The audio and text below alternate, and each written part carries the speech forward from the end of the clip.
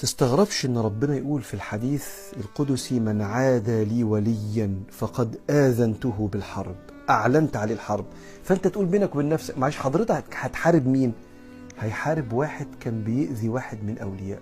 بالمناسبة انت او انت ممكن تبقى الولي ده اللي ربنا هيحارب بني ادم عشانك.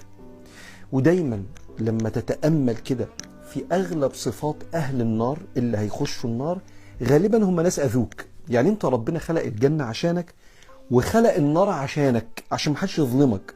فانا جاي اسرقك وادوس على رقبتك عشان اتسلق عليك واترقى انا، واتكلم عليك في ظهرك عشان ادمر سمعتك. فربنا يقول هتخش النار لو عملت في حبيبي كده. فخلق الجنة عشان ينعمك، وخلق النار عشان يحميك.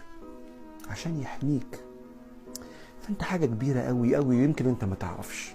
ويوم القيامة انت هتتفاجئ بإذن الله. ما انت بتحاول، والله ده الظن في ربنا. هتتفاجئ بالمكان اللي انت واقف فيه. وربنا سبحانه وتعالى لما كان بيكلم أهل النار في خواتيم سورة المؤمنون، ربنا بيقول بعد ما قال رب ارجعون لعلي أعمل صالحا فيما تركت، قال فإذا نفخ في الصور فلا أنساب بينهم يومئذ ولا يتساءلون، فأما من ثقلت موازينه فأولئك هم المفلحون، وأما من خفت موازينه فأولئك الذين خسروا أنفسهم في جهنم خالدون تلفح وجوههم النار وهم فيها كالحون. قالوا ربنا بعدها غلبت علينا شقوتنا وكنا قوما ضالين، ربنا أخرجنا منها فإن عدنا فإنا ظالمون. قال اخسأوا فيها ولا تكلمون، وبعدين يتكلم عنك وعنك.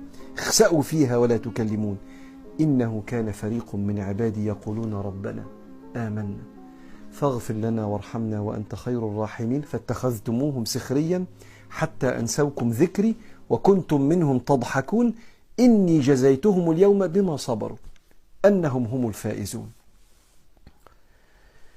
فيمكن تكون حاجة كبيرة قوي، بس انت مستور عن نفسك، مقامك مستور عنك. فبيقول له سبحان من ستر سر الخصوصية. يا أهل الخصوصية وخواص الرحمن المقربين، يعني بظهور صفات البشرية. عشان يا ستي انت بني آدم شايفينك ماشية قدامنا، ولا انت إنسان شايفينك قدامنا كده عادي مش ملك يعني، بس انت فوق الملائكة. شاب يؤمن بكتابي ويرضى برزقي ويحبس شهوته من أجلي هو عندي كبعض ملائكتي. ويقول ابن القيم في كتبه طائع البشر أفضل عند الله من الملائكة، لأنك اخترت، والملائكة مسيرة لا يعصون الله ما أمره. وبعدين قال إيه بقى في النص الثاني من الحكمة؟ قال وظهر بعظمة الربوبية في إظهار وصف العبودية. يعني إيه؟ تعرف عظمة ربنا منين؟ من حاجات كتير، منها لما تشوف العباد. مين ربنا اللي بني آدم مكسر من يومه شغله مش شايف قدامه من الدراسة والشغل والمشاوير يوم يصلي الفجر ده؟ مين ربنا اللي بني آدم مدشدش كده ونايم مش شايف قدامه يقوم له يصلي الفجر؟ زي حركة عظيم كده، لدرجة ان واحد يكون فيه انسان معتدي على بلده ولا معتدي على عقيدته، فمن ايام الصحابة وسائر بقى الجيوش اللي حمت اوطانها ضد المعتدين، يخش كده والدنيا كلها رصاص والدنيا كلها قذائف، يخش بصدره كده في سبيل الله. يا ابني انت مش خايف؟ لا، ما انا عارف ان ربنا هيكرمني.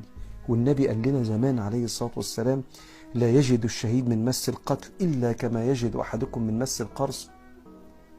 أيوه، كله في سبيل الله. مين ربنا العظيم ده؟